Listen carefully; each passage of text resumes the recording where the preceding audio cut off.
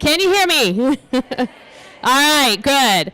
My name is Tony. I'm Tony McKinley. I'm here from Austin, Texas. And I'm here to tell you about how the abortion industry used me and abused me. This is a story that you may hear every once in a while, but it's not too common.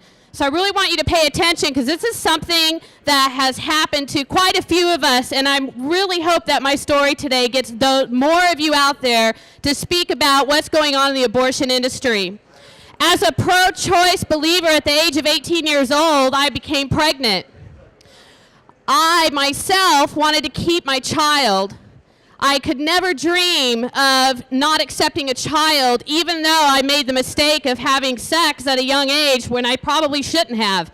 But shoulda, woulda, coulda, right? That happened.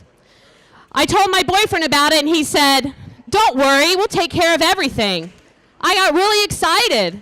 I thought of this little boy running around in little clothes and little shoes. I couldn't imagine how, I just was so thrilled and happy that he was going to take care of it. And then he came up to me and said, "I have an appointment for you at the abortion clinic."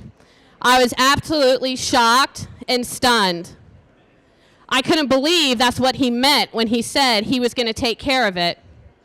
I told him, "No, that is not in my plan, and I am keeping this child." I went through, I don't even know how long, how many days or weeks of emotional abuse about how I was not going to amount to anything, how as a single mother, no one is going to want me anymore. I slowly gave in. I still didn't want to have this abortion, but just to keep him quiet from the verbal abuse that he threw at me every single day, I said, okay. I went to the abortion clinic with him because I knew that these were doctors and nurses who would protect me just like any other doctor I would go to for a gynecologist appointment, a family doctor appointment.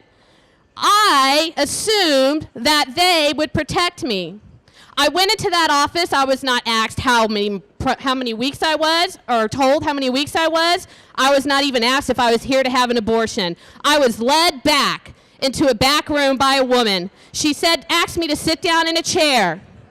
I sat down in this chair, and immediately I became overwhelmed with tears, crying, telling her, "I am not here to have an abortion.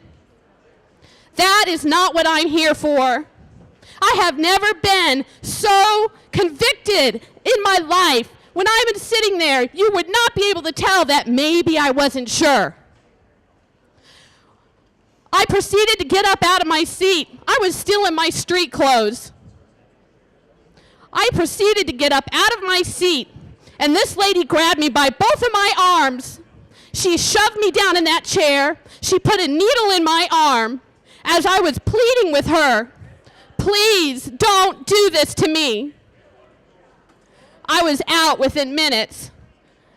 I woke up later to the nurse's stares. When she saw me awake, she started hitting my chest like some doctors do when they want you to wake up. And I was practically carried out to my car, was rushed out so quickly. I went home, embarrassed, ashamed, guilty, thinking, how stupid am I to believe that the doctors were there to protect me? Was I the only one who didn't know this? Was I the only one who didn't know that once you walk into a clinic, your rights are taken away from you? That you have no choice?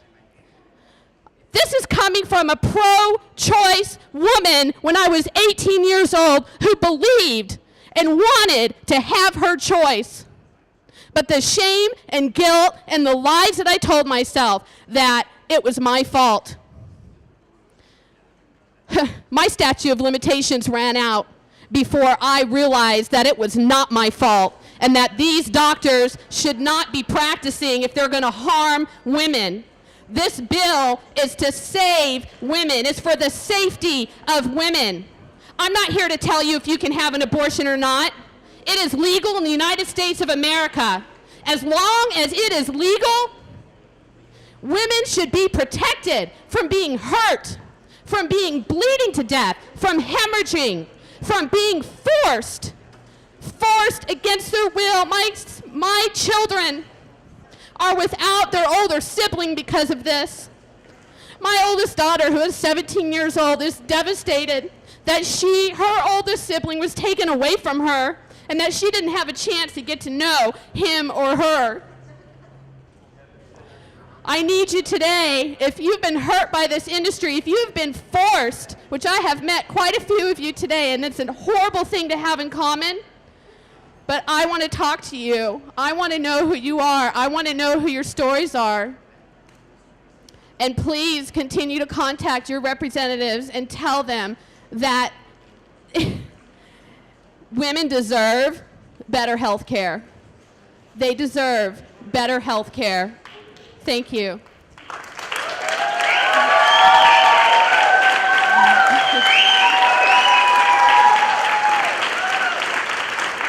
One more thing before I forget. I'm holding up a sign here. Some of you can't see me. It says used and abused by the abortion industry. But I want to show you, most importantly, what's on the other side of this sign. And that is cherished and loved by God, every single one of you.